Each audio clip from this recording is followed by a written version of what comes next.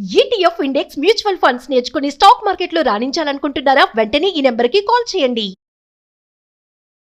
నమస్తే. సుమన్ టీవీ సగర్వంగా నిర్మిస్తున్నటువంటి కార్యక్రమం పద్మవ్యూహం.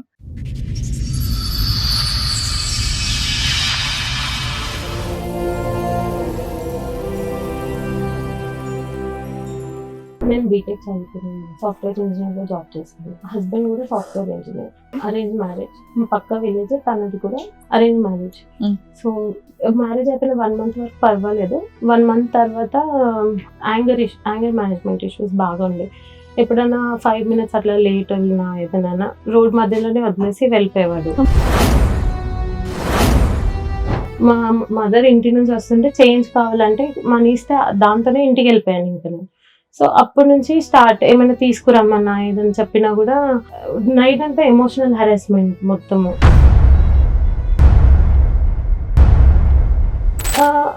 తను ఏంటి అంటే మొత్తం నేను సాలరీ వెళ్ళిపోవాలి. ఏదైనా నాకు అవసరం ఉంటే 10-20 రూపీస్ అయినా సరే అవి నేను నీకు ఇచ్చేస్తాను, నువ్వు మాత్రం మొత్తం నీ సాలరీ అంతా నాకు క్రెడిట్ చేసేయాలి. ఇంకా బాబుతోని ఒక 15-16 lakhs వరకు నాతో మనీ తీసుకొని అపార్ట్మెంట్ లో ఫ్లాట్ కొన్నాడు. ఎవరి పేరు మీద కొన్నారు? అది ఆయన తన పేరు మీదే కొన్నారు. మనీ మాత్రం నా దగ్గర నుంచి తీసుకొని వెళ్ళారు.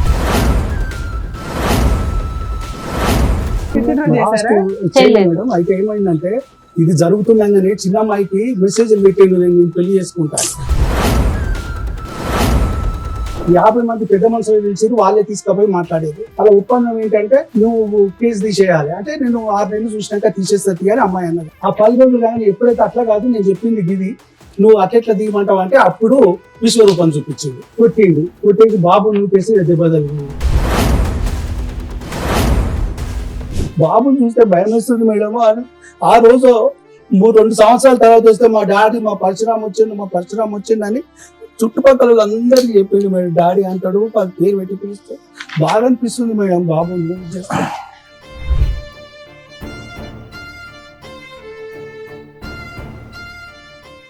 సార్, మేడం సంధ్య గారు ఆవిడ సమస్య చెప్పుకోవడానికి ఇక్కడి వరకు వచ్చారు. ఆవిడ సమస్య ఏంటో అడిగి తెలుసు. ఓకే, సంధ్య గారు రండి.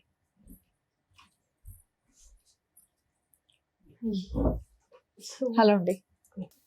నేను బీటెక్ చదువుకున్నాను. ఓకే. సాఫ్ట్వేర్ ఇంజనీర్ లో జాబ్ చేస్తాను. ఓకే. హస్బెండ్ కూడా సాఫ్ట్వేర్ ఇంజనీర్.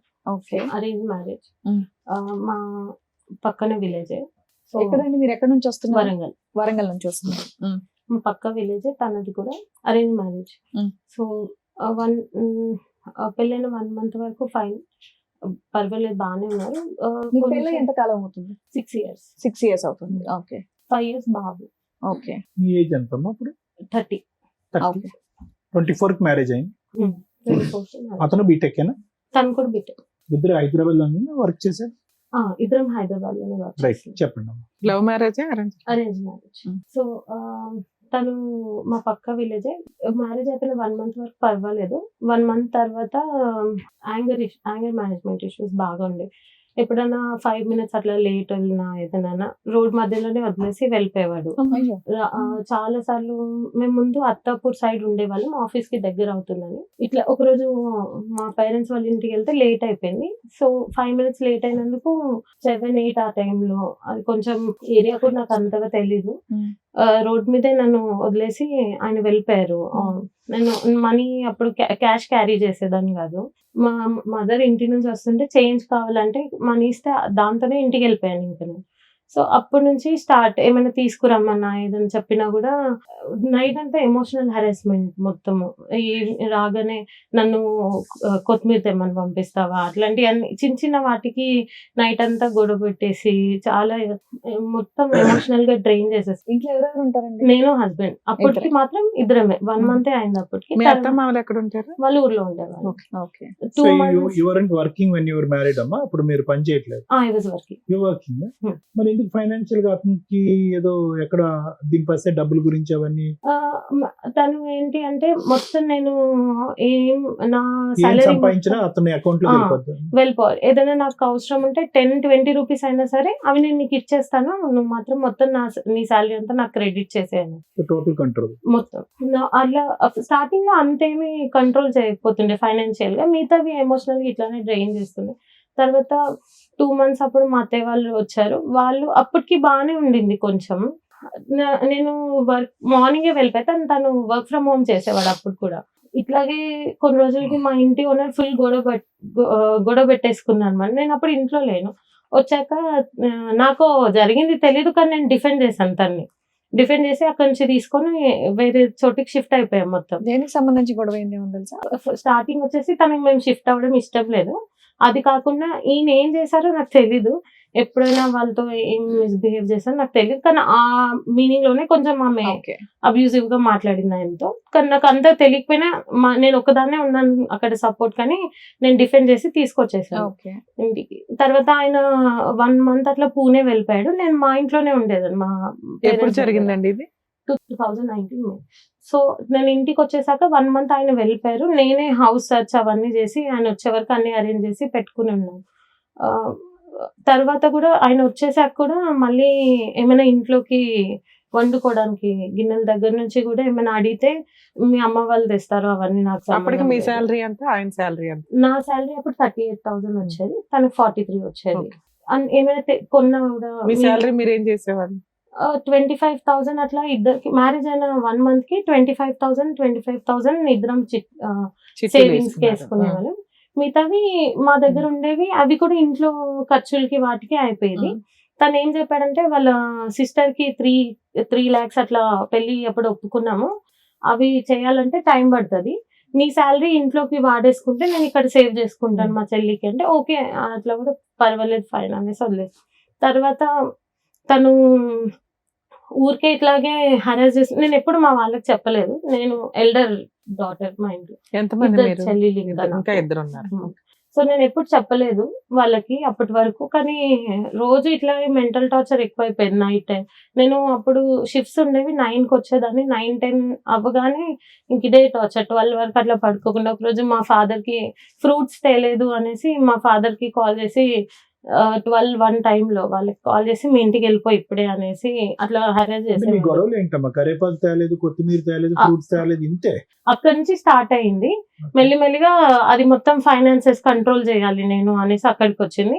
ప్రెగ్నెన్సీ నేను చెప్పిన మాటే వినాలి, అమ్మాయిలకి ఇండిపెండెన్స్ ఉండకు అంటే తను ఆలోచించకూడదు, తన ఒపీనియన్ చెప్పొద్దు, ఎందులో ఉండకూడదు.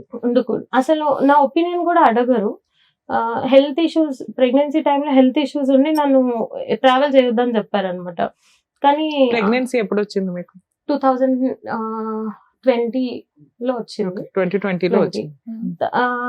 ట్రావెల్ చేయొద్దు అని చెప్పారు ఆ టైంలో. చెయ్యొద్దు అన్నా కూడా లేదు మా ఊర్లోనే జరగాలి, అలా అయితేనే మా చుట్టుపక్కల ఎక్కడికి వెళ్తారమ్మా ఇంట్లో కూర్చోక.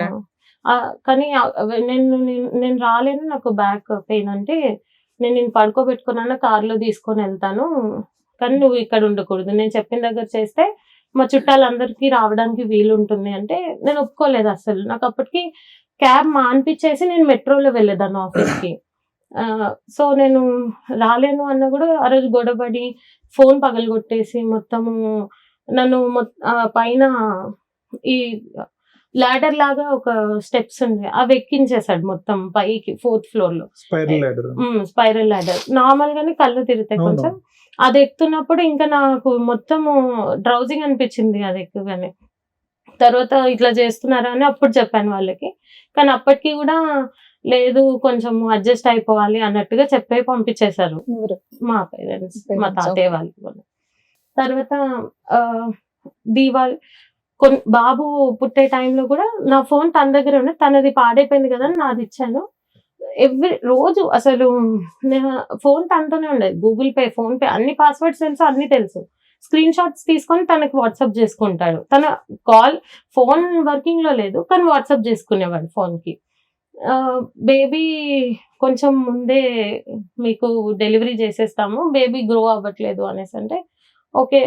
నాకేమో ఆ టెన్షన్‌లో ఉండేది. తనేమో నాకు కొత్త ఫోన్ కొనించు, నాకు ఫోన్ ప్రాబ్లమ్ అవుతది. నువ్వు అక్కడ హాస్పిటల్‌లో ఉంటే అనేసి అంటే ఫోన్ ఆర్డర్ పెట్టేసి నేను వెళ్ళిపోయాను.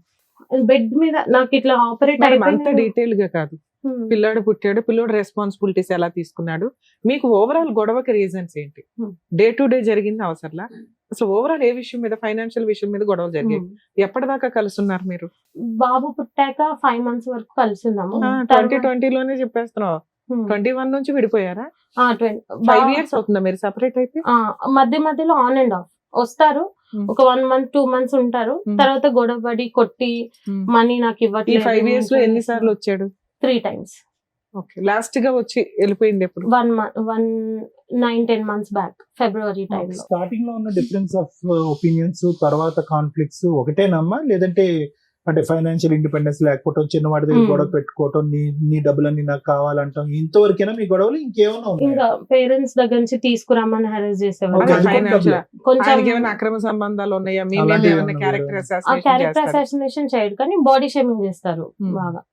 ఇట్లా స్టౌట్ ఉంటావు నువ్వు అట్లా అనేసి. సో ఈ కారణాల వల్లే మీరు 5 years బట్టి, ఆల్మోస్ట్ 5 years బట్టి విడిపోయారు. మధ్య మధ్యలో ఏదో అడపదడప ఒక వారాలు అంతేనా? డౌట్ ఏంటంటే క్యారెక్టర్ పరంగా అట్లా కాదు, క్యారెక్టర్ అసాసినేషన్ కాకుండా తనకి ఫైనాన్షియల్ డౌట్స్ అన్నమాట. మా పేరెంట్స్ కి ఇచ్చేస్తాను, మా ఇచ్చేవారా మీరు? సిస్టర్స్ కి ఇచ్చారు. నేను ఎప్పుడు ఎప్పుడు ఇవ్వలేదు. ఇవ్వలేదు? స్టార్టింగ్ లో మా పెళ్ళైన కొత్తలో మా సిస్టర్ నేనే, తను బయట సీట్ వస్తే నేనే ఎంకరేజ్ చేస్తే నేను పంపించాను. సో దానికోసం ఒక 1 month స్పెండ్ చేశాను కానీ దాని తర్వాత నేను ఎప్పుడు ఇవ్వలేదు. ప్రెగ్నెన్సీ టైంలో మీ వాట్సాప్ లో అదే మీ ఫోటోస్ స్క్రీన్ షాట్స్ తీసుకోవటం అవన్నీ ఏంటమ్మా దీని గురించి? దీని గురించి observing the communication with your అన్ని. ఫ్యామిలీ, మీ వాళ్ళ కమ్యూనికేషన్ అనేది అబ్జర్వ్ చేస్తారు. అవి గూగుల్ పే బ్యాలెన్స్ Right. అవన్నీ స్క్రీన్ అయ్యో. షాట్స్ తీసుకొని పంపించుకోవడం. రైట్. ఆపరేట్ అయిపోయినా కూడా అన్ని ప్రతి ఒక్కటి నేనే పెట్టాలి. Right. అక్కడ నుంచి ఏమీ నాకు హెల్ప్ ఉండదు. అప్పటి నుంచి ఇప్పటి వరకు ఆయన ఏమి ఇవ్వలేదా? ఇవ్వలేదు. ఆయన జాబ్ కంటిన్యూ చేస్తున్నారా? 5 years లో తను మా బాబుని చూసింది ఓన్లీ బర్త్డే రోజు వస్తాడు, కేక్ కట్ చేపిస్తాడు, ఫొటోస్ దిగుతాడు, వెళ్ళిపోతాడు అంతే. ఎక్కడ ఉంటాడు ఆయన? ఆయన ఉప్పల్ సైడ్ పీజీలో ఉంటున్నాడు. పీజీ అనేసి అంటున్నారు కానీ యాక్చువల్లీ వాళ్ళ ఫ్రెండ్స్ చెప్పింది ఏంటంటే అపార్ట్మెంట్ లో ఉంటున్నాడు, okay. Flat but is living separately. అంటే ఒక్కడే ఉంటాడమ్మా? ఒక్కడే ఉంటున్నాడు అని చెప్పారు వాళ్ళు. మీకేమైనా డౌట్స్ ఉన్నాయా ఆయన మీద? నేను చూసాను యాక్చువల్లీ రీసెంట్ గా వచ్చినప్పుడు మాతో పాటు ఉన్నప్పుడు 9-10 months బ్యాక్ ఇట్లా తనకి బాగా ఫీవర్ అట్లా ఉంటే నేను మెడిసిన్స్ ఆర్డర్ చేస్తున్నప్పుడు చూసాను అనమాట. He ordered something. అప్పుడు అవన్నీ ఎందుకంటే నా ఫ్రెండ్ కోసం అట్లా ఇట్లా చెప్పిండు. కానీ నాకు అప్పుడు పర్లేదు తనకి సిక్కున్నాడు అనేసి నేను ఏం అడగలేదు. తర్వాత నాకు ఎప్పుడు డౌట్ వచ్చింది, తను కావాలని గొడవ పెట్టుకొని వెళ్ళిపోయాడు మా దగ్గర నుంచి. మళ్ళీ వెళ్ళిపోయిన తర్వాత వాళ్ళ ఫ్రెండ్ కి కాల్ చేస్తే బ్లాక్, ఎవ్వరు కాల్ లిఫ్ట్ చేయరు వాళ్ళ మీ డౌట్ ఫ్రెండ్స్. ఏంటి? అదే సీయింగ్ అదర్ ఉమెన్ అనేది మీ డౌట్. కానీ ఎవరో చెప్పగలరమ్మా? ఎవరన్నా ఎవరు అని నేను స్పెసిఫిక్ గా చెప్పలేను. కానీ నేను అయితే అపార్ట్మెంట్ పీజీలో కాకుండా అపార్ట్మెంట్ లో ఉంటాం ఒకటి, అపోలో ఫార్మసీ ఏదో ఫార్మసీ నుంచి మందులతో పాటు అవి కూడా తీసుకుంటాం ఒకటి, ఇంకేమన్నా మీ దగ్గర డౌట్? అతను మేము ఉన్నప్పుడు కూడా మాతో ఎక్కువ స్పెండ్ చేయడు, బాబుతో గానీ నాతో గానీ. తను ఫోన్ సో మీ దగ్గర అంటే డైరెక్ట్ ఎవిడెన్స్ అయితే ఏం లేదు. బట్ అది మీకు ఒక సస్పిషన్.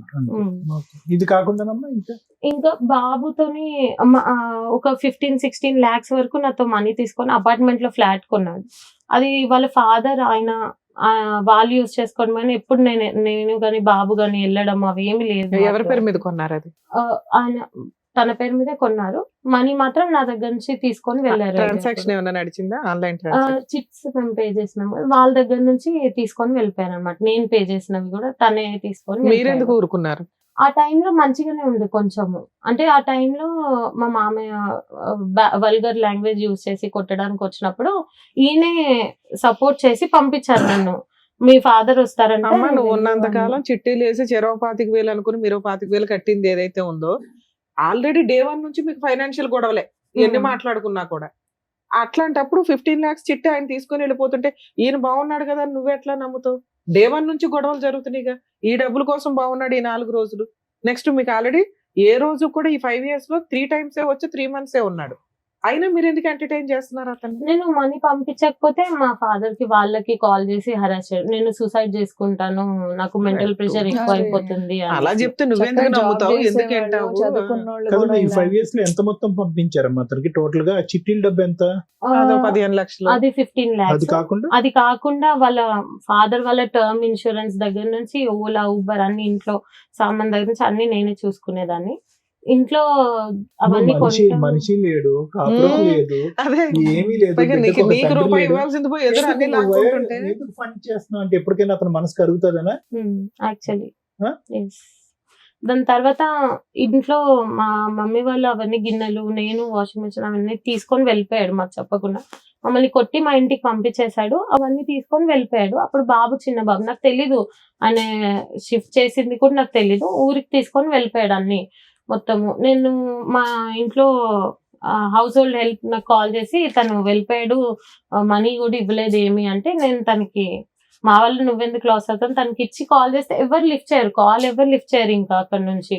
ఇప్పటికి కూడా అవన్నీ మా అమ్మ వాళ్ళు పెట్టినాయి, అందులో మా ఫాదర్ కష్టం అదంతా. అంటే మీరు కాదు. గెలుపు 3 లక్షలు నువ్వు పెట్టిన డబ్బా అంతకంటే ఎక్కువ ఉంది. ఎక్కువ తింగరదానిలా చాలా చిన్న పెద్ద చిన్న విషయాలు contribution. మాట్లాడుతున్నారు.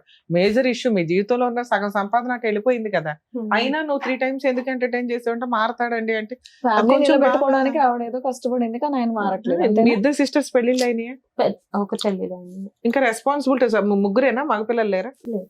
అప్పుడు రెస్పాన్సిబిలిటీస్ మీకు కూడా ఉంటాయి. కాదని అడిగింది ఎవరు? నార్మల్గా ఇప్పుడు నేను వస్తారు. ఇవ్వకపోతేనే ఊర్లో అంతా మా పక్క మేడం, ఊరే father ని కదా పిలిచేసి. ప్రచారం మొత్తము, ఆ, తను వాళ్ళ ఈ ఫ్యామిలీకి ఇస్తారు. సరే అట్లయినా ఓకే, మా ఫాదర్ కే కదా ఇస్తున్నా అన్నది వదిలేస్తే, నేను ఎక్కడికి వెళ్ళినా బయటికి వెళ్ళినా కూడా ఊరు వెళ్ళినప్పుడు కూడా వాళ్ళందరూ వచ్చి నువ్వు మీ ఫాదర్ కే ఇస్తావంట కదా, అమ్మాయి సాలరీ మీద బ్రతుకుతున్నాడు మీ ఫాదర్ అని బతుకుతారమ్మా, అది హక్కు చేయడం. కదా. ఇక్కడ ఆల్రెడీ మిమ్మల్ని చదివించింది ఎందుకంటే బాధ్యతలు తీసుకోవడానికి. అట్లా అని కాకుండా ఇప్పుడు మీతో పాటు మీ ఫాదర్ వచ్చారు కదా, మాట్లాడతారా? పిలుద్దాం ఒకసారి. సార్ రండి. నమస్కారం అండి. కూర్చోండి. మనకు ముందు చెప్పాలి కదా ఫాదర్ మా. అయ్యో, సార్ పెద్దవారు అయ్యో సార్ Please, ఉండండి, సార్ please, ఉండండి, please. మాట్లాడదు మాట్లాడదు. రండి, కూర్చోండి సార్. అయ్యో, మీ పేరేంటి గురుగారు? నాకు శ్రీనివాస్ సార్. కూర్చోండి. ఎందుకంటే సార్ మీరు బతుకమ్మల జీవితాలు బాగుపరుస్తారు మేడం, థ్యాంక్ యూ సార్. అందరి జీవితాలు మెరుగుపరుస్తారు. జనజీవన సవంతిలో కలిసేటందుకు మీరు దారి చూపిస్తారు, న్యాయ సహాయం చేస్తారు. మా బిడ్డది లక్ష్మి, సరస్వతి, పార్వతి గారు ముగ్గురిని అన్నాం మేడం. ఇంకా ఆడపిల్లలు ఉంటే కూడా నాకు హ్యాపీగా స్వీకరిస్తాను. అంతే తప్పితే నేను వాళ్ళ భారం అనుకోని అందరు నన్ను ఆడపిల్లల అని ఆశ్చర్యపోయి, నాకు భయం ఏం లేదు సార్, మంచిగా అనిపిస్తారు తర్వాత. కానీ ఇంత కానీ కొంచెం లాంగ్వేజ్ కొంచెం గలీజ్ కావద్దని చెప్పేది. నీకే పుట్టిండు నా మన్మడని 3 సార్లు నాకు ఆడు దరిద్రుడు. పనికిరాని నీచు. ఏదో లేండి, ఆడి నికృష్టుడు. మాటలకి ఏం లేండి. మీరు గుండె కూర్చోండి. రాక బతుకమ్మ ఆడి సార్. బతుకమ్మలను ఇంట్లోకి వస్తేనేమో బొమ్మలాగా చూస్తున్నారు, దేవుళ్ళు అమ్మలాగా చూస్తున్నారు. ఏందో దరిద్రం అర్థమైతే లేదు మేడం. మీలాంటి వాళ్ళు మాత్రమే, ఒక రమ్య మేడం గారు, ఒక సార్, ఒక శ్రీవాణి మేడం గారు, ఇలాంటి వాళ్ళు మాత్రమే ఈ సంఘాన్ని బాగు చేయగలరు. దయచేసి గుర్తు పెట్టుకోండి మేడం. ఆడపిల్లల జీవితం మీకు ఎప్పటి నుంచో నేను అభిమానిని, మీకు నేను ఎప్పటి నుంచో చూస్తున్నాను. సార్ ప్లీజ్ కూర్చోండి. కూర్చోండి శ్రీనివాస్. ఎన్నో కుక్కలు మరుగుతూ ఉంటాయి సార్, కుక్క ఎందుకు మరుగుతున్నావు మనం అడగం కదా. ఆడపిల్ల ఆమె రూపాయి కాంచి ఆమె పెట్టాలి. రూపాయి నువ్వు చెప్తున్నావు, తర్వాత చూసుకుందాం పెట్టు. మొత్తం దాదాపు 15-16 లక్షలు సార్. కాపురం చేయనప్పుడు ఇప్పుడు కాసులు ఎందుకు సార్? ఇంత దారుణం అంటే దారుణం. కేసు ఉంటే కూడా మేము 498 వేస్తే 498 అన్ని పాలత కేసులు అంటారు. మేము చెప్తే వాళ్ళు కేసు కట్టారుగా మేడం. మేడం ఆడ కౌన్సిలర్ మేడం గారు ఉన్నారు, ఏదో పెద్ద షాటిస్టోడ్ ఉన్నాడమ్మా, వాడు రాకముందు నువ్వు వెళ్ళి తొందరగా కేసు కట్టేయి నేను చెప్పిన సిగ్నేచర్. ఎప్పుడు వేసారు సార్ 498? ఎంతకాలం అయింది? 4 సంవత్సరాలు 23 లో వేసావు. మరి 25 లో ఎందుకు రానిచ్చావు? ఇది కాకుండా పెద్దవాళ్ళు మాట్లాడి పర్లేదు నువ్వు ఒక 6 months చూడు తీసే కేసు అనేసి అన్నారు. 1 month తర్వాత ఏది నేను కేసు తీయను. పెట్టినా చేశారా? చేయలేదు మేడం. అయితే ఏమైందంటే ఇది జరుగుతుండగానే చిన్న అమ్మాయికి మెసేజ్లు పెట్టిండు, నేను పెళ్లి చేసుకుంటాను. మమ్మల్ని బెదిరియే ఆయనకి ఎన్నో వేషాలు వేసాడు. ఆ చిన్న అమ్మాయికి పెట్టిన మెసేజ్ ఎమ్మడే పోయి వీళ్ళు ముగ్గురు ఏడుస్తారు. మా అమ్మకు ఖాళీ ఉంటే నేను పోయి హాస్పిటల్ ఉన్నా, వీళ్ళు ఏడుస్తుంటే ఏందమ్మా అంటే ఇట్లా మెసేజ్లు పెట్టండి, ఏం చెప్పాలి అర్థమవుతుంది అంటే అప్పుడు కంప్లైంట్ ఇచ్చి వచ్చిన. ఎంత ధైర్యం అండి వీడికి. అది కాకుండా మొన్న అందరు చెప్తే 4 నెలల 5 నెలల క్రితం మాట్లాడి తోలితే ఏది దొడ్డిదారిన లోక్ అదాలత్లా తీసేయాలి కేసు అని ఒత్తిడి తెచ్చింది. ఒత్తిడి వేస్తే ఈ అమ్మాయి అనేది నన్ను రమ్మలేదు 50 మంది పెద్ద మనుషులు పిలిచిరు, వాళ్ళే తీసుకుపోయి మాట్లాడారు, దూరం తీసుకపోయి. అలా ఒప్పందం ఏంటంటే నువ్వు కేసు తీసేయాలి అంటే నేను 6 నెలలు చూసినాక తీసేస్తుంది అని అమ్మాయి అన్నది. వచ్చినాక ఎక్కలేని ప్రేమలతో పోసిందంట 10 రోజులు. ఆ 10 రోజులు కానీ ఎప్పుడైతే అట్లా కాదు నేను చెప్పింది గిది, నువ్వు అట్లెట్లా తీయమంటావు అంటే అప్పుడు విశ్వరూపం చూపించిండు, కొట్టిండు, కొట్టేసి బాబు నూకేసి దెబ్బ తగిలింది. అప్పటిదాకా ముందో వెనుకో దగ్గరికి పోయేది అలా డాడీ దగ్గర. బాబుని చూస్తే భయం వేస్తుంది మేడం. ఆ రోజు 2 సంవత్సరాల తర్వాత వస్తే మా డాడీ మా పరశురామ్ వచ్చిండు అని చుట్టుపక్కల అందరికి చెప్పిండు మేడం. డాడీ అంటాడు, పేరు పెట్టి పిలుస్తే బాగా అనిపిస్తుంది మేడం బాబుని. అందు గురించి అంటే బాబు ఉన్నాడు కదా, కలిసి ఉండాలి. తర్వాత ఇంకో 2 ఉన్నారు. ఇది చదవచ్చా సార్? వీడు మీ రెండో అమ్మాయికి పెట్టిన మెసేజ్ చదవచ్చా ఇక్కడ? చదవండి సార్ దయచేసి. ఇది ఏం రాశాడంటే చూడండి, ఇది కొన్ని అర్ధరాత్రి మెసేజ్ కూడా కాదు, ఇది సాయంత్రం 6:30కి మెసేజ్. శ్రావణి నీకు ఒకటి చెప్పాలి శ్రావణి, ఇప్పటికి లేట్ అయ్యింది అంటే అమ్మాయి పాపం చెప్పండి అని అంది. I wanted to propose you in a best moment if I could have seen you before marriage. అంటే పెళ్లికి ముందు నువ్వు కనిపించుంటే నేను నీకే ప్రపోజ్ చేసి ఉండేవాడు. నాకు ఆ అవకాశం మిస్ అయిపోయా. నువ్వు ఎలా రిసీవ్ చేసుకుంటావో నాకు అర్థం కాలేదు. ఇదిగో నా నా నా మనసులోంచి చెప్పేటటువంటి మాట, నువ్వు నా బెటర్ హాఫ్ కింద ఉంటావా for the rest of my life. Don't I deserve A true caring sweet person like you. నీలాంటి అద్భుతమైన మనిషి నా జీవితంలో ఉంటావు అన్నది నాకు కావాలి. నువ్వు ఉండటానికి నువ్వు రెడీయా. అందునుంచి నేను ఇది ఎక్స్ప్రెస్ చేస్తున్నాను. ఇది ఏమన్నా ఒపీనియన్ ఉంటే కనుక వెంటనే నాకు తెలియపరచు. ఏందమ్మా ఇడు దమ్ము, ఇడు ధైర్యం, ఇడు. తర్వాత ఈ అమ్మాయి ఎంత తెలివిగా పెట్టిందంటే message, you know I talk respectfully to people. అప్పటికి గౌరవించే మాట్లాడుతుంది, ఇంటెన్షనలీ ఆర్ అన్ఇంటెన్షనలీ, తెలిసి తెలియకుండానే. మా నాన్నగారు నన్ను పెంచినటువంటి విధానం బట్టి ఈ మాత్రం మర్యాద అన్న ఇచ్చి నేను నీతో మాట్లాడుతున్నాను అని చెప్పి అక్కడితో అమ్మాయి మెసేజ్ కట్ చేసింది. అయినా కానీ వాడు పెడుతూనే పోయాడు సార్. అవును సార్, పెడుతూనే పోయాడు. ఎందుకు ఇది 1-2 పగల కొట్టకుండాని, నడ్డి ఎరగొట్టకుండా ఎందుకు ఊరుకున్నారు? అమ్మాయికి మ్యారేజ్ అయింది కదండి, లాస్ట్ వన్ మేడం. ఈ అమ్మాయి లాస్ట్ మేడం, సెకండ్ వన్ కి అయిపోయింది. అయితే ఈ మధ్యన ఎప్పుడైనా మాట్లాడుతుంటే ఏం జరుగుతుందో పోతుంటే ఎంత దూరం అయినా పోదాం నాన్న, ఎంత అయినా ఖర్చు పెడతా అంటాడు. మొన్న ఒకసారి పెద్ద మనుషులు మాట్లాడితే లేదు, అప్పుడు కూడా ఇంకా కరోనా టైంలో ఇంకా 20 రోజులు ఇది ఉంటాము, మా ఊరికి తీసుకుపోయింది మేడం. ఇది ఉంటే ఏంది నష్టమేముందయ్యా, పంపి ఆంచి హైదరాబాద్కి వస్తారు కానీ అక్కడ హైదరాబాద్ లో బతికేటోళ్ళని ఊరు ఉందామని తీసుకుపోయింది. ఒక 20 రోజులు ఏముంటే వచ్చేద్దామని తీసుకుపోయి అక్కడ హరాస్మెంట్, నువ్వు ఫోన్ మాట్లాడు, ఒక ఉగ్రవాది కంటే ఎక్కువ నీగా ఎక్కడ మాట్లాడినావు, ఏం మాట్లాడినావు, ఎందుకు మాట్లాడినావు? మీ అమ్మాయి ఇందులో ఏ ఒక్క పాయింట్ అన్న చెప్పిందా ఎంతసేపు కూర్చొని? రేపొద్దుట కోర్టులో ఎట్లా చెప్తుంది? అదే మీరు ప్రతి పాయింట్ పర్ఫెక్ట్ గా రీచ్ అయ్యేలాగా చెప్తున్నారు. మేము ఎందా నుంచి మొత్తుకునేది ఇది ఒకటేనా అంటుంటే ఒక్క ఫైనాన్షియల్ ఇష్యూ తప్ప అంత చదువుకొని అంత ఏటీఎం కార్డు లాగా మొత్తం ఇచ్చిపడేసి ఏమి క్రూయాలిటీ, ఏం బాధపడిందని చెప్పండి. సిస్టర్ మీద ఒక అబ్యూజ్, ఒక రకంగా అది ఒక డబ్బు ఏం తీసుకోను అని ఆ కండిషన్ మీద పంపిస్తాను. డబ్బు అడగ, అవసరం ఉంటే ఏదన్నా డెవలప్ చేస్తే తీసుకోండి, ఒకరు వాడుకోండి, అంతే తప్పితే ఇదంటే సరే అట్లా అని పెద్ద మనుషులు కూడా ఇట్లా ఎట్లా చేస్తారు అంటే మేడం వాళ్ళకి తోచింది చేస్తారు. వాళ్ళు మీ తరపున పెద్ద మనుషులు ఎంతమంది, వాళ్ళ తరపున పెద్ద మనుషులు ఎంతమంది? పోయినప్పుడు 4-5 మాకు పెద్ద మనుషులు లేరు, మా వాళ్ళేమో కావాల్సిన పొద్దుగా ఏమంటారు పెద్ద మనుషులు? ఏది కన్క్లూజన్ రాదు, ఏది అడగరు. నువ్వు దీనికి పనిష్మెంట్ రా బాబు, ఇది ఇట్లుంటది ఇక కలిసిపోవాలి. ఏమన్నా నేను అట్లెట్లయితే ఇది విలన్, తండ్రి విలన్, మంచోడు కాదు, వాళ్ళని కలవనిస్తలేడు. అయ్యా నేను అంటలేను కాదండి. ఇక్కడ ఇది ఒకటే కాదు, అమ్మాయికి రాసింది ఒకటే కాదు, అతని బాధలన్నీ కూడా కొంతవరకు శ్రావణికి చెప్పుకున్నాడు. మీరు ఆఖరి అమ్మాయితో చెప్పుకున్నాడు. ఏంటంటే కనుక నా కొడుకు అంటే నాకు పంచ ప్రాణాలు, నా కొడుకుని చూడటానికి నాకు ఒక అవకాశం ఇవ్వండి, వాడిని చూడలేకుండా నేను బతకలేకపోతున్నాను, అది ఇది అని చెప్పి అతని వాదన అంతా వినిపించాడు.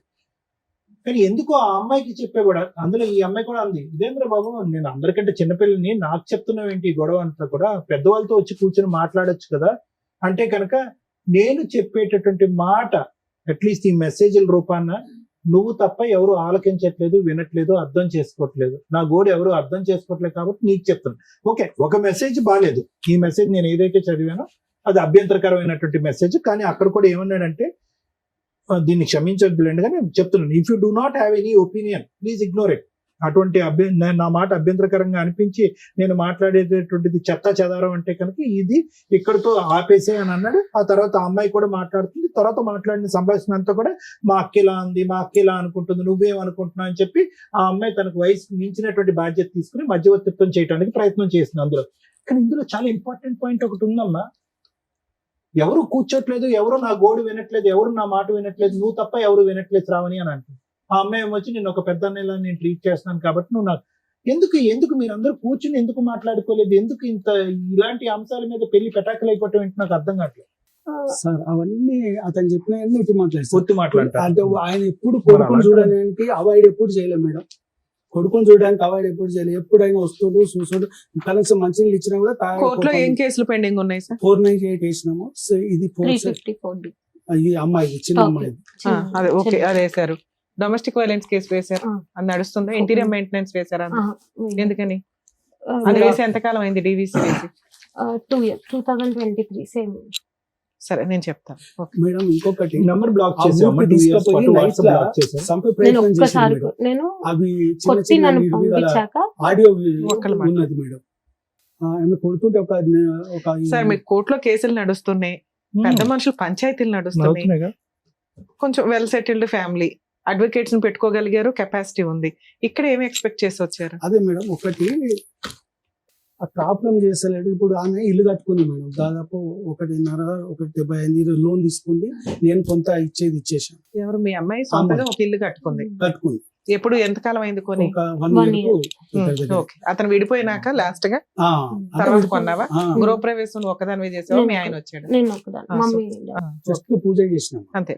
అయితే దాదాపు ఆమెకి ఇచ్చినవి, ఆమె సంపాదించినవి వేరే వేరే కాకుండా ఒక 20 లక్షల దాకా అప్పయింది మేడం. కనీసం అవన్నీ అంటే ఇటు ఇటు పెడుతుంది. కొంచెం అవన్నా సరే, కేసు ఎట్లా నడిస్తే అట్లా, దేవుడు ఎట్లా ఇస్తాడో ఇలాంటి న్యాయం చేస్తారు. కనీసం అవన్నీ ఇస్తేనన్నా ఆమె అప్పులు కట్టుకుంటుంది. సరే వచ్చి కాపురం చేసుకొని నిమ్మలంగా ఆయన రూపాయి పెట్టొద్దు అమ్మాయి సార్. ఇప్పుడు 11 అవుతుంది. ఈ టైంలో ఫోన్ చేయడం కూడా పర్లేదు కరెక్ట్ కాదు. యాక్చువల్ గా కొంచెం ముందు అయితే నిజంగా మీ అల్లుడు ఫోన్ చేసి మాట్లాడి మా వంతు ప్రయత్నం నేను చేశాను. నేను చెప్పేది చెప్పుకుంటున్నా మేడం. అయితే కనీసం ఆయన ఏ కేసులు అక్కర్లేదు, మీ దగ్గర వచ్చి మీరు మంచిగా సార్ కౌన్సిలింగ్ చేస్తే ఏ కేసు అక్కర్లేదు, కాపురం చేస్తే ఓకేనా? ఓకే మేడం, కానీ మంచిగా ఉండాలి. ఈ అరాజ్ కాదండి, ఒపీనియన్ కదా ఇంపార్టెంట్. చెప్తున్నానా? మీరు చెప్పండి. ఆయన వచ్చినా కూడా 1 month maximum 1 month. Okay, what ever has happened in the past is past. ఇక్కడ నుంచి యు వాంటింగ్ ఒక కౌన్సిలింగ్ చేసి మిమ్మల్ని ఇద్దరిని కలిపి భార్య భర్తలుగా ఒక కొడుకు ఈ వాతావరణాన్ని నువ్వు ఊహించుకోగలుగుతున్నావా? ఆ నమ్మకం మీకుందా? అది కావాలని కోరుకుంటున్నావా లేదా? కావాలా వద్దా? ఎన్వైరన్మెంట్ అసలు ఆయన క్రియేట్ చేయడు. ఒక హోమ్లీ. నీకు నమ్మకం ఉందా లేదా అని అడుగుతున్నాను నాన్న. లేదు. నాన్నగారు ఏమంటున్నారంటే మీరు మేడం మీరందరూ కౌన్సిలింగ్ చేసేసుకుని అతను బ్రెయిన్ మార్చేసి కూర్చోపెట్టి కలిపండి అని అంటున్నారు. నీకు నమ్మకం లేకుండా ఆ ప్రయత్నం చేయడం కూడా వేస్ట్. మొత్తం హాస్టల్ ఎన్వైరన్మెంట్ ఉంది. హాస్టల్ ఎన్వైరన్మెంట్ లో నీకు ఏం రిస్క్ ఉందని అనుకుంటున్నావు? నీకు ప్రాణభయం ఉందా? ఉంది, నాకుంది, బాబుకి కూడా. అసలు బాబుని వీడియో కాల్ చేసి చూస్తాను. 4 years అవుతుంది. ఒక్కసారి నేను బ్లాక్ కొట్టి నన్ను పంపించాక నువ్వు ఎందుకు కొడతాడమ్మా? సారీ, మనీ ఇవ్వకపోతే నేను మనిషి ఏమన్నా తాగడు. తన దగ్గర ఉండాలి అంతే. అతనేమన్నా మీ మీద కేసులు వేసాడా? లేదు, నేను చేసినవన్నీ ఫాల్స్ కేసు.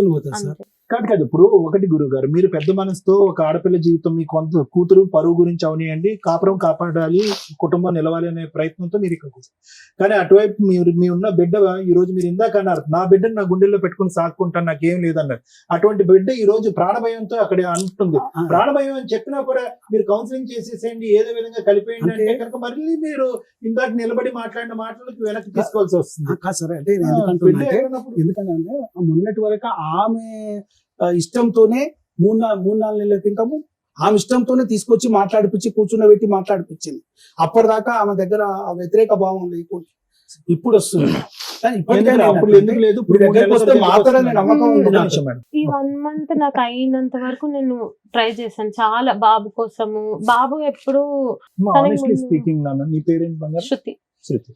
ఆనెస్ట్లీ స్పీకింగ్ ఒక మాట చెప్పాను, అసలు ఇక్కడ ఏ పద్ధతిలో అయితే ట్రై చేయాలో ఆ పద్ధతులు జరగలేదు. అసలు ఇది విడిపోకూడనటువంటి కాపురం. నిజంగా నా మనసులో మాట నేను చెప్తాను, ఇది there is no okay financial freedom లేదు, కొడతాడు, ఇవన్నీ కూడా ఇంకా ప్రతిదీ ఇలా విడగొట్టుకుని తుంచుకుంటూ పోతే అంటే ఇక్కడ కూడా ఒక మార్గం ఉంది. ఏంటంటే మ్యారిటల్ థెరపీ అంటారు, మ్యారేజ్ కౌన్సిలింగ్ అంటారు. బ్యూటిఫుల్ ప్రోగ్రామ్ అది. I asked him. ఎంత బ్యూటిఫుల్ ప్రోగ్రామ్ అంటే అది.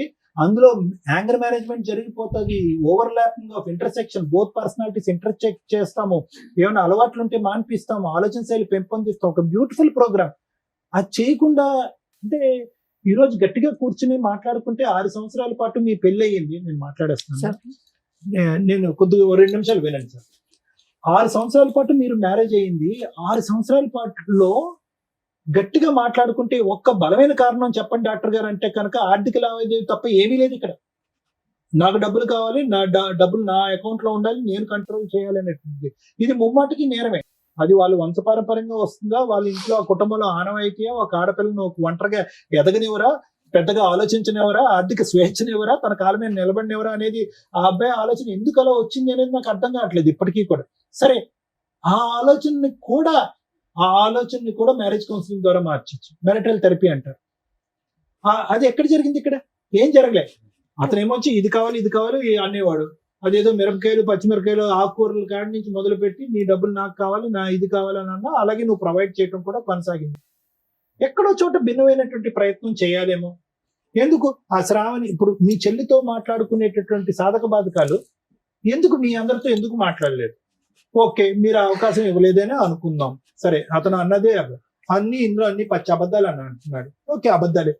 కానీ అతని మనసులో కూడా ఎక్కడో ఇక్కడ కలవాలి అనే తపన కనిపిస్తుంది. ఇక్కడ కొద్దో గొప్ప బ్లాక్ చేస్తున్నాను, నువ్వేమొచ్చి బ్లాక్ చేయట్లేదు అన్నాడు. భగవంతుడు తెలియాలి, నువ్వు బ్లాక్ చేసావా, బ్లాక్ చేయలేదా, పిల్లల్ని చూపెట్టలేదా అనేది భగవంతుడు తెలియదు. కానీ నేనేమంటున్నానంటే ఇక్కడ ఈ వేదిక మీద డీల్ చేసేటటువంటి అతిపెద్ద సమస్యల్లో, అతిపెద్దది అక్కర్లేదు, మీడియోకర్ సమస్యల్లో తాగుడు, తిరుగుడు, వ్యసనం, ఇలాంటివి అంశాలు ప్రధానంగా చూస్తాం. నేను కొట్టడం అనేది వాస్తవమే. కొట్టడం అంటే కనుక అది కూడా నేరమే, అది కూడా తప్పే అని అంటున్నాం. కానీ ఇది ఇంకో మార్గంలో, ఇంకో పద్ధతిలోకి వెళ్ళి కుటుంబ సభ్యుల్ని దూరం పెట్టి ఒక న్యూట్రల్ అట్మాస్ఫియర్ లో తీసుకొచ్చి మాట్లాడుకుంటే కనుక ఇది రిజాల్వ్ అయిపోయింది. ఎందుకు నేను ఈ మాట అంటున్నానంటే, ఈ రోజు క్లియర్ కట్ సార్ 6 సంవత్సరాల పాటు వెయిట్ చేశాను సార్, లేదంటే 5 సంవత్సరాల పాటు వెయిట్ చేశాను, లేదా 4 సంవత్సరాల పాటు వెయిట్, మనిషిని మార్చుకోవాలని ప్రయత్నం చేశాను. కానీ ఈ 3 సంవత్సరాల్లో కేసులు వేస్తూనే ఉన్నాం, మనిషిని కూడా ఎంటర్టైన్ చేస్తూనే ఉన్నాం. ముమ్మాటికి ఇప్పుడు మీ నాన్నగారు అన్నటువంటి మాట 3 నెలల క్రితం ఇదే పాట మా అమ్మాయి పాడలేదండి, అప్పటికైతే మాత్రం భర్తను కావాలి, కాపురం కావాలని కోరుకుంది. మళ్ళీ 3 నెలల తర్వాత మనం మాట్లాడి ఇదే వేదిక మీద మళ్ళీ నిన్ను ఇక్కడ కూర్చోపెట్టి లేదంటే నా క్లినిక్ లో వచ్చంటే ఒకసారి ట్రై చేద్దాం సార్ అని అంటాం. అంటే నీ మనసు అంత వేవరీగా ఉంది, నీ మనసు ఇప్పటికి కూడా కుదుటుగా లేదు, వేవరీగా ఉంది. ఒక పక్క నుంచి ఏమో వచ్చి ఆ జ్ఞాపకాలు బట్టి ఇదేందో సెక్యూరిటీ రీజన్స్ గురించి మాట్లాడేస్తున్నారు మీరు. చాలా పెద్ద పదం అది. ఈరోజు నాకు ప్రాణభయం ఉంది, నా కొడుకు ప్రాణభయం ఉంది. ఇక్కడ ప్రాణభయం కలిగేటటువంటి అంశాలు ఏం జరిగినాయి ఇక్కడ అనేది పెద్ద మాట. అతను ఒక సభ్య సమాజంలో ఉండి ఒక సాఫ్ట్వేర్ జాబ్ చేసుకుంటున్నాడు, ఒక ఆఫీస్ లో ఉన్నాడు. తాగుడు, తిరుగుడు, పిచ్చి వేషాలు అయితే లేవు మనకు తెలిసినంత వరకు. ఏదో ఆర్డర్ పెట్టాడు, అవేవో రకరకాల అంశాలు, ఏమైనా కక్కుతు పడి ఉంటాడు, అది పక్కన పెట్టాడు. ఆ స్థాయి అంశాలు లేకుండా నీ ఇమాజినేషన్ ఏకంగా ప్రాణభయం అనే దాని వరకు వెళ్ళిపోతుంది. ఒక 2-3 నెలల తర్వాత అమ్మ చూద్దాం, అమ్మ ఇదమ్మా అదమ్మా అని చెప్తే మళ్ళీ కరిగిపోయి ఇంకో అవకాశం ఇస్తున్నాం, మళ్ళీ ఇంట్లో కూర్చోబెట్టుకుంటున్నాం, మళ్ళీ మీ ఇద్దరు కాపురం కొనసాగిస్తున్నాం. ఫస్ట్ నీకు క్లారిటీ లేదు అంటే కనుక దాని అర్థం ఏంటంటే ఎక్కడో లింక్ మిస్ అయింది, ఎక్కడో చేయవలసినటువంటి ప్రయత్నం మీ ఇద్దరిని ఒక న్యూట్రల్ అట్మాస్ఫియర్ తీసుకులో. న్యూట్రల్ అట్మాస్ఫియర్ అంటే వాళ్ళు పంచాయతీ లేదు, వీళ్ళు పంచాయతీ లేదు, వాళ్ళు గొడవ లేదు, వీళ్ళు గొడవ లేదు.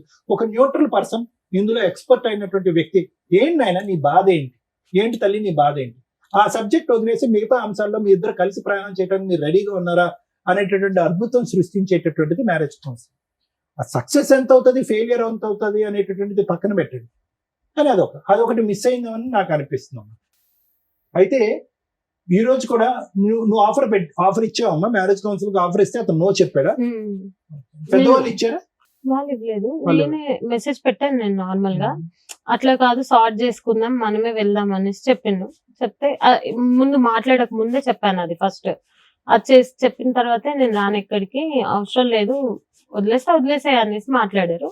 తర్వాత నేను ఇల్లు తీసుకున్నాక బాబు ఇల్లు అయిపోయింది, బాబు కూడా ఒక్కడున్నాడని అప్పుడు నేను వాళ్ళని అప్రోచ్ అయ్యి ఇట్లానే వదిలేస్తే ఇట్లాగే అయిపోతుంది, మీరు వచ్చి మాట్లాడండి, అని వాళ్ళకి చెప్పాను, వాళ్ళ పెద్దవాళ్ళకి, మా వాళ్ళని కూడా తీసుకొని వెళ్ళాను, మాట్లాడించాను. ఇంటికి వచ్చాడు. దాని తర్వాత 1 month నుంచి ఇదే ఫస్ట్ కేసు తీసుకోమంటే లోక్ అదాలత్ లో అది నేను కనుక్కున్నాను. వాళ్ళు చెప్పారు లోక్ అదాలత్ లో తీసుకుంటే మళ్ళీ నీకు వేయడానికి ఉండదు, మళ్ళీ ఆయన సేమ్ బౌన్స్ బ్యాక్ అయితే నీకు ఏమి ఇది ఉండదు అంటే, సరే నేను ఇప్పటికైతే నేను చెప్పాను. అప్పటికి నేను వాళ్ళ ముందు కూడా చెప్పాను, నేను అన్ని తెలుసుకున్నాను, నాకు అంతా తెలీదు, తెలుసుకున్నాక అప్పుడు తీసేస్తాను అనేసి మాట్లాడాను. సేమ్ అదే మ్యాటర్ చెప్తే కరెక్ట్ గా 7 days మాతో మంచిగా ఉన్నాడు. దాని తర్వాత మళ్ళీ సిమిలర్ మళ్ళీ అదే ప్యాటర్న్ చూపెట్టారు. మళ్ళీ అదే. నేను చెప్పేది ఏంటంటేనమ్మా, ఎక్కడో చోట ఇంత ప్రయాణం జరిగిన తర్వాత మీరు కలిసి ప్రయాణం చేసినటువంటిది ఆవగింజ అంత దూరం అయింది ఇంత, ఓకే, బట్ స్టిల్ అంత గ్యాప్ వచ్చినా కూడా నువ్వు అతన్ని మధ్య మధ్యలో ఎంటర్టైన్ చేస్తున్నావు అంటే ఎక్కడో అతనిలో ఉండేటటువంటి ఒక గుడ్ క్వాలిటీని కనిపించుంటది. డెఫినెట్లీ ఏదో గుడ్ క్వాలిటీ కనిపించుంటది. ఈ ఫైనాన్షియల్ అనేటటువంటి ఆస్పెక్ట్ భార్యాభర్తలు కలిసి ప్రయాణం చేసేటటువంటి రకరకాల ఇష్యూస్ లో financial aspect is 1/5 of the thing. మిగతాది శారీరక కలయిక ఉంటుంది, ఇమోషనల్ కలయిక ఉంటుంది, పిల్లల యొక్క బాధ్యత ఉంటుంది, ఉద్యోగాలు రకరకాలు ఉంటాయి. మిగతా ఏరియాస్ లో అతనికి మార్కులు ఉన్నాయిగా, ఓకే, ఈ ఏరియాలో అయితే లేదు. మిగతా ఏరియాస్ లో కొంతైనా మార్కులు ఇవ్వటం వల్లే కదా నువ్వు 3 సార్లు ఎంటర్టైన్ చేసావు కేసులు పెట్టిన తర్వాత కూడా. So what I'm saying is, అటువంటి అంశాన్ని తట్టి లేపేటటువంటి కార్యక్రమం మ్యారేజ్ కౌన్సిలింగ్. నేనేమంటున్నానంటే, యూజువల్ గా మ్యారేజ్ కౌన్సిల్ భార్య భర్తకి, భర్త భార్యకి ప్రపోజ్ చేయకూడదు, వర్కౌట్ అవ్వదు. నేను పిచ్చోడు అని చెప్పా డాక్టర్ దగ్గర తీసుకెళ్తున్నాను అని కూడా అంటారు. అదేంటి మనలో రిజాల్వ్ చేసుకునేది మూడో మనిషి ఎందుకు?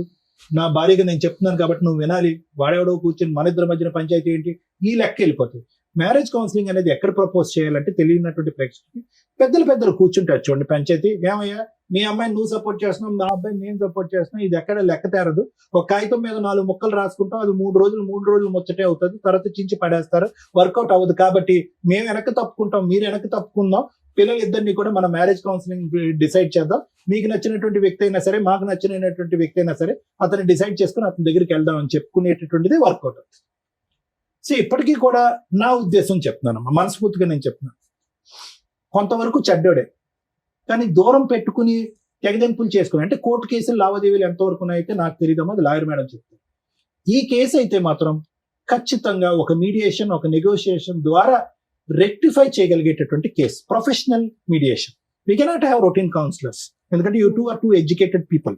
మీరిద్దరు సాఫ్ట్వేర్ ఇంజనీర్ల కింద వర్క్ చేస్తున్నారు, సభ్య సమాజంలో గౌరవంగా బతుకుతున్నారు, చక్కటి శాలరీ తీసుకుంటున్నారు, మీకు ఒక కొడుకున్నాడు. కాబట్టి సైంటిఫిక్ పద్ధతిలో ఒక ప్రొఫెషనల్ కౌన్సిలింగ్ చేస్తే కనుక ఖచ్చితంగా మీ ఇద్దరి మధ్యన గ్యాప్ క్లోజ్ అవుతుంది అనే నమ్మకం నాకైతే ఉందమ్మా.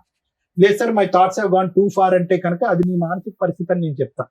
ఎందుకంటే ఈ రోజు ఇలా ఉంటుంది, రేపు పొద్దున్న లేపి అరే నీకు తెలుసా ఇలా చేద్దాం ఒకసారి ట్రై చేయంటే ఓకే సార్ అంటాను. అలా ఉంది నీ పొజిషన్.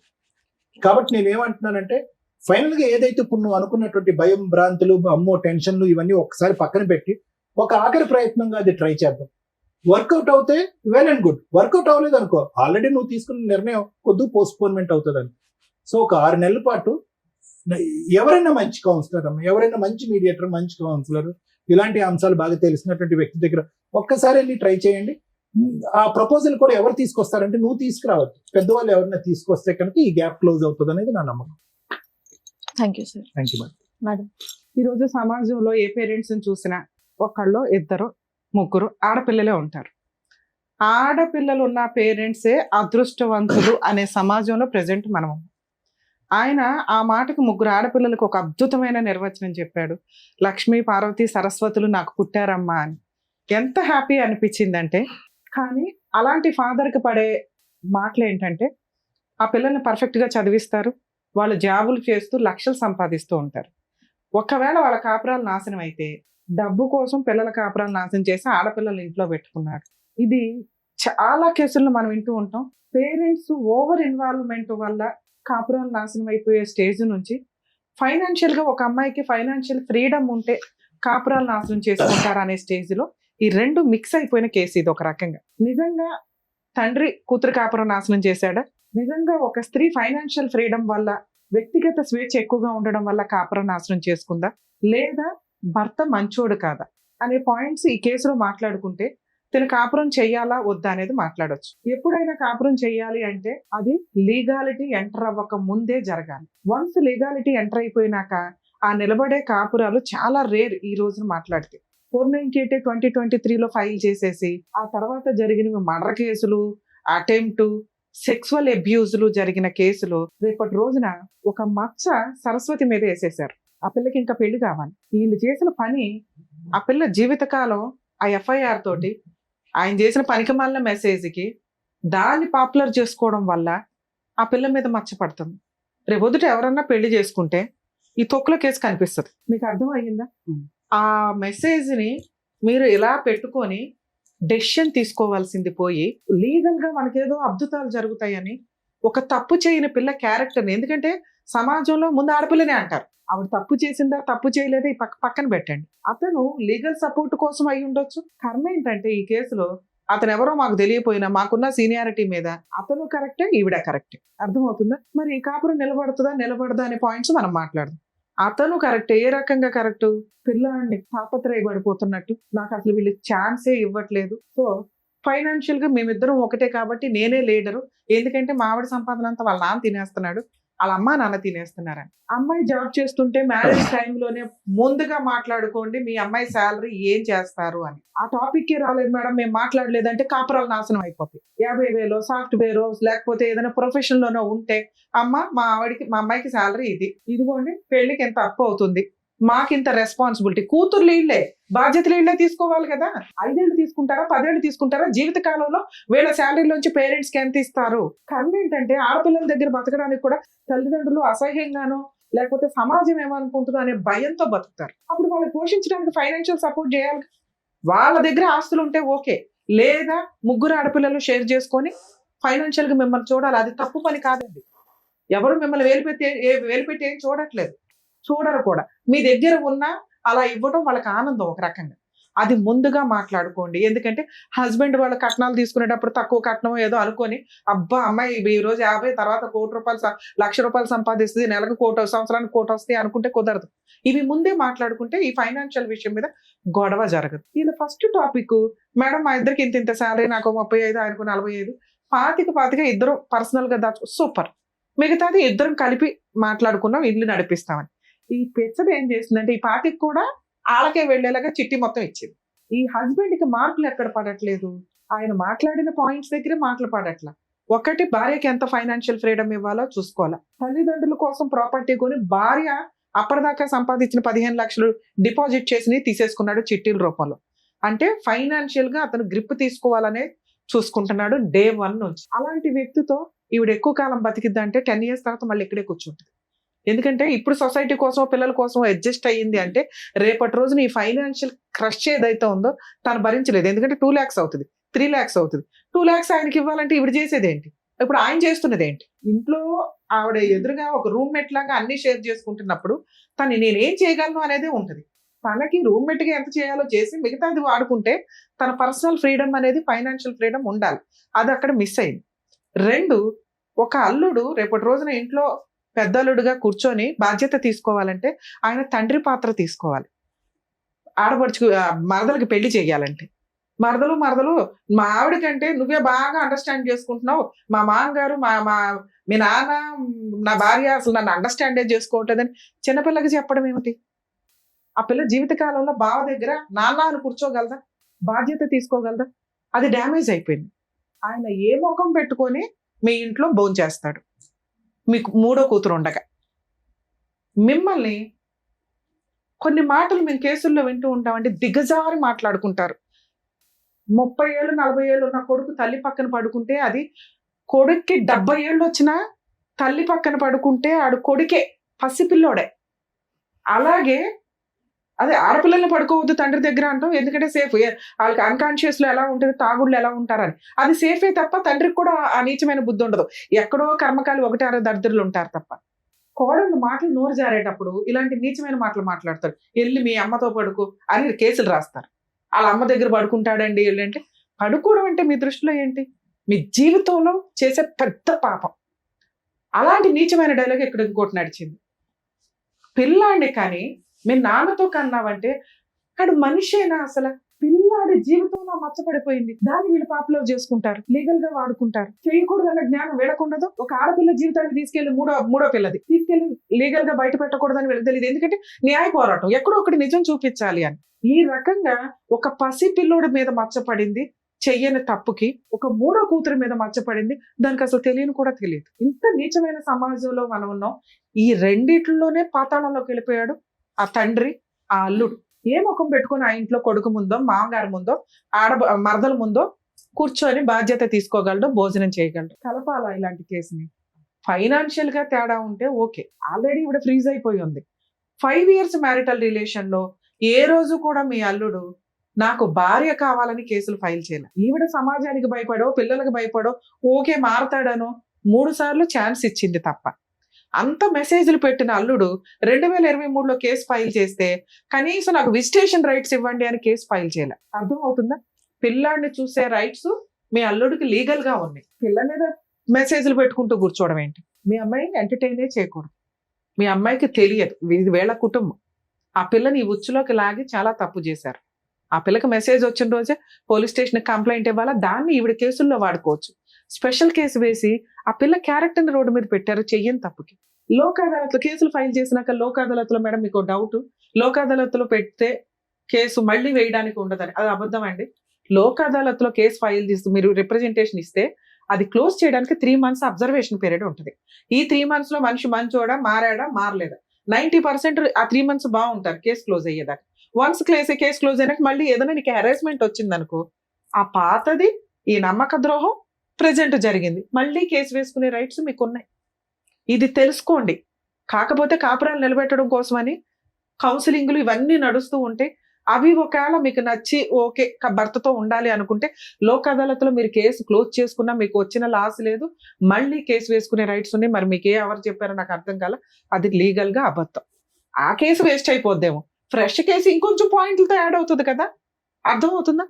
2 ఇక ఈ పాయింట్స్ లో మాట్లాడితే ఫైనాన్షియల్ అడ్డంగా ప్రాపర్ ఎవిడెన్స్ ఉంది నీ దగ్గర. మీరు చేయాల్సిన పని ఏంటంటే డొమెస్టిక్ వైలెన్స్ కేసు ఏదైతే వేశారో దాంట్లో ఇంటీరియర్ మెయింటెనెన్స్ పిటిషన్ ఎమర్జెన్సీగా వేయండి. అది పిటిషన్ వేసిన దగ్గర నుంచి క్యాలిక్యులేషన్ మెయింటెనెన్స్ ఆర్డర్ అవుతుంది బాబుకి. మీరు జాబ్ చేస్తున్నారు కాబట్టి మీకు మెయింటెనెన్స్ రాదు, బాబు కోసం మెయింటెనెన్స్ ఫైల్ చేయండి. అది ఎంత అర్జెంటుగా వేయగలిగితే అంత. సార్ మీకు ఇప్పుడు ఒక క్లారిటీ ఉండాలి. డైవర్స్ గురించి నేను ఇక్కడ మాట్లాడట్లేదండి, అతన్ని అలా ఉండనివ్వండి. దయచేసి ఇంటికి ఎంటర్టైన్ చేయొద్దు. ఓ 2 years 3 years లీగల్ గా తిరగనివ్వండి. మ్యూచువల్ డైవర్స్ కి వస్తాడా, కాంపెన్సేషన్ మొత్తం రూపాయితో సహా DVC యాక్ట్ ద్వారా వసూలు చేసుకునే రైట్స్ నీకున్నాయి. మ్యూచువల్ గా వస్తే పిల్లోడికి ఏమి ఇస్తాడో నీవేంటి, ఇవి మాట్లాడుకుని మ్యూచువల్ కి వెళ్ళండి. లేదు నా భార్య కావాలి అంటే దానికోసం ఆయన ఏం ప్రయత్నాలు చేశాడు, ఈ పాప ప్రక్షాళన ఎలా చేసుకున్నాడు, కొంచెం టైం ఇద్దాం. నిజంగా భార్య కావాలి అంటే ముందు మామగారి కాళ్ళు పట్టుకోవాలా, ఎందుకంటే నీచమైన మాటలు మాట్లాడేస్తావు. మరదల కాళ్ళు పట్టుకోవాలా, దారుణమైన మెసేజ్లు పెట్టావు. అవి 2 చేసిన రోజున ఈ అమ్మాయి కౌన్సిలింగ్ ఇద్దాం. ముందు నమ్మాలి భర్తని. నువ్వు ఆ ముఖం పెట్టుకుని ఆ ఇంట్లో తిరగగలిగితే ఆ అమ్మాయి నమ్మితే సారో మేము కౌన్సిలింగ్ ఇవ్వడానికి 1 second కూడా ఆలోచించాం సార్. ఎందుకంటే మా ఉద్దేశమే కాపురాలు నిలబెట్టడం. లేదా కోర్టుల చుట్టూ సంవత్సరాల తర్వాత తిరగకుండా నాన్న ఇట్లా డెసిషన్ తీసుకోండి, ఇలా వెళ్ళండి, ఇలా చెయ్యండి అని. ఇక్కడ మీకు మేము ఇవ్వగలిగే సజెషన్, ఆ అబ్బాయితో ఇప్పుడే కౌన్సిలింగ్ వద్దు, ఇప్పుడే పంచాయతీ వద్దు, ఇప్పుడే సెటిల్మెంట్ వద్దు. ముందు మీ హక్కులు ఏంటి, మీకున్న పవర్స్ ఏంటో తెలియచేయండి. DVC యాక్ట్ లో ఇప్పుడు నాకు స్టేట్మెంట్ ఇచ్చారు కదా, ఇవన్నీ రూపాయితో సహా వడ్డీ వసూలు చేసుకునే రైట్స్ నీకున్నాయి. ఎరియర్స్ అంటే వీటిలన్నిటిని కూడా మీరు ఇప్పుడు దాకా పెట్టిన మొత్తం కూడా దీనికి తగ్గ పనిష్మెంట్ పడుతుంది. ఇంటీరియర్ మెయింటెనెన్స్ ఎంత అర్జెంటుగా అయితే అంత అర్జెంటుగా వేయండి. ఒక DVC కేసు ఒక 5 కేసులతో సమానం. 100% మీరు గెలిచే కేసు. మీ దగ్గర ఉన్న ఎవిడెన్స్, మీరు క్రూయాలిటీ ప్రూవ్ చేయలేకపోవచ్చు, కానీ 498 కేసులో డౌరీ ప్రూవ్ చేయగలుగుతారు. అడిషనల్ డౌరీ హెరాస్మెంట్ మీకు ఆల్రెడీ ఆ సెక్షన్ ఇంక్లూడ్ అయింది. సెక్సువల్ అబ్యూజ్ ప్రూవ్ చేయగలుగుతారు. వాట్సాప్ ఆ మెసేజ్ ఉంది, దాంట్లో వాడేసుకుంటే సరిపోయిందనా. థర్డ్ పిల్లని మనం రోడ్డు మీద పెట్టామని నా బాధ, కానీ నడవనివ్వండి, ఆల్రెడీ మీరు పెట్టేశారు కదా. వేయడానికి ముందు నాతో మాట్లాడుంటే ఎక్కువ నిలబడతలేరు కదా అందు గురించి. సార్ నిలబడడం కాదు, ఎంత న్యాయమో అంతే. ఆల్రెడీ పిల్ల ఇంకా కాపురం చేస్తే జీవితకాలం అయిపోయేది. 498 ఎందుకు నిలబడాలా? చాలు, ఒక 5 ఏళ్ళు నరకం పడతారు కదా, ఆడికి అది పనిష్మెంట్ చాలు. డొమెస్టిక్ వైలెన్స్ యాక్ట్ ప్రకారం మనకు రావాల్సింది రూపాయితో సహా రావాలి, పిల్లోడికి మెయింటెనెన్స్ రావాలి, కాంపెన్సేషన్ రా, ఇది చాలు. వాళ్ళు ఉరేసేయాలా? ఆయన చంపేస్తానంటాడు, ప్రయత్నాలు చేస్తాడు, కొడతాడు, ఫైనాన్షియల్ గా వాడేసుకుంటాడు కాబట్టి అమ్మాయి వెక్స్ అయిపోయి డమ్ గా కూర్చుంది. ఏం చెప్పాలో అమ్మాయికి అర్థం కావట్లే. అందుకనే టైం తీసుకోండి అని చెప్తాను. 2 years 3 years మనకి ఇప్పుడు డైవర్స్ తో అర్జెన్సీ లేదు. పసిపిల్లోడు ఉన్నాడు, తన ఇల్లు కొనుక్కొని తన కాళ్ళ మీద తను నిలబడుతుంది. ఇక్కడ ఏ మగాడు అవసరం ఆవిడకి లేదు. అవసరం ఉన్న రోజు ఆవిడ కాళ్ళ దగ్గరికి వస్తే ఇందాక నేను చెప్పిన 2 జరిగితే అప్పుడు కౌన్సిలింగ్ కోసం ఆలోచించండి. జరగలేదా ఆ అమ్మాయికి ఓటేయండి. ఆవిడ లైఫ్ ఆవిడ చూసుకోవడం ఆవిడకి తెలుసు. ఇక్కడ మీ మీద మచ్చపడుతుందా, సమాజం ఏమనుకుంటుందని తొక్కుల విషయాలు పక్కన పెట్టండి. ఆ 3వ పిల్లకి ఏ రకంగా గౌరవంగా 2వ అమ్మాయిని పంపించారో అలా పంపించడం మీ బాధ్యత. ఎవరు ఏమనుకుంటున్నారు అనేది పక్కన పెట్టండి సార్. పైన దేవుడు ఉంటారు, చూసుకుంటారు. నీచంగా మాట్లాడిన వాళ్ళ ఆలోచన విధానం రేపు ఉదయం సెకండ్ మ్యారేజ్ చేసుకుని అలాగే దరిద్రంగా ఉంటది, లేదా దానికి తగ్గ ఫలితం పడుతుంది. నాన్న మీరు పర్ఫెక్ట్ గా ఉన్నారు, మీ క్యారెక్టర్ బాగుంది, కానీ ఫస్ట్ లోనే డ్యామేజ్ అయిపోయింది మ్యారిటల్ రిలేషన్. ఆ ఫైనాన్షియల్ నువ్వు పట్టుకుంటే స్ట్రాంగ్ గా పట్టుకోవాలా, లేకపోతే వదిలేస్తే పూర్తిగా వదిలేయాలి. పట్టుకుంటూనే వాళ్ళు లాక్కునేలాగా చేసుకున్నావు. దానివల్ల నీకు ఇక్కడ నెగిటివ్ ఇంపాక్ట్ పడిపోయింది భర్త మీద, కుటుంబం మీద. అతను అట్లాంటోడే. ఆ రోజుల్లోనే ఇందాక సార్ చెప్పినట్టు పర్ఫెక్ట్ కౌన్సిలింగ్ వెళ్ళుంటే మీ మైనస్లు ఈ రోజున మొఖాలు చూసుకోకూడదు అనే స్టేజ్ లో ఉండదు. మీ కుటుంబంలో ఈ రోజు మీ హస్బెండ్ కూర్చొని మాట్లాడే పొజిషన్ కాదు. అర్థమవుతుంది, వాడు జీవితకాలం గిల్టీగానే ఉంటాడు. సో అది వర్కౌట్ అవ్వదు. అది వర్కౌట్ అవ్వాలి అంటే ఇందాక నేను చెప్పిన 2 జరగాలి. ఇలాంటి కేసుల్లో ప్లీజ్ మా రిక్వెస్ట్ అండి, కాపురాలు నిలబెట్టుకోవడానికి ఫ్యామిలీ కౌన్సిలింగ్ కి స్టార్టింగ్ లోనే వెళ్ళండి. మొహమాటమే లేదు. మీకు మీరే కరెక్ట్, అవతల వాళ్ళు కరెక్టే. ఒక్కసారి అవతల వాళ్ళ పాత్రలోకి వెళ్ళి తెలిస్తే కూర్చుంటే మీకు అర్థం అవుతుంది వాళ్ళు ఎంతవరకు కరెక్ట్ అని.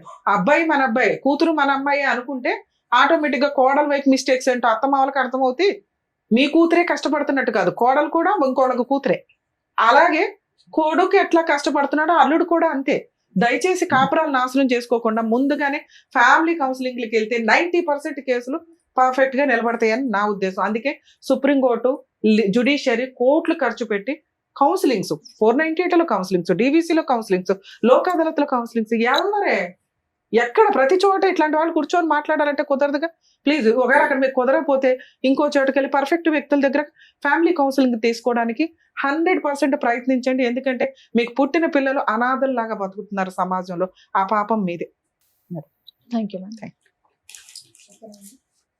Thank you. All the best ma'am. Thank you. సరే ఇస్తాను, తీసేసుకెళ్తారు.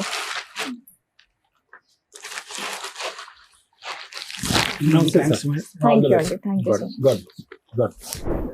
Thank you so much sir. Thank you so much madam. మరో కథతో మళ్ళీ కలుద్దాం.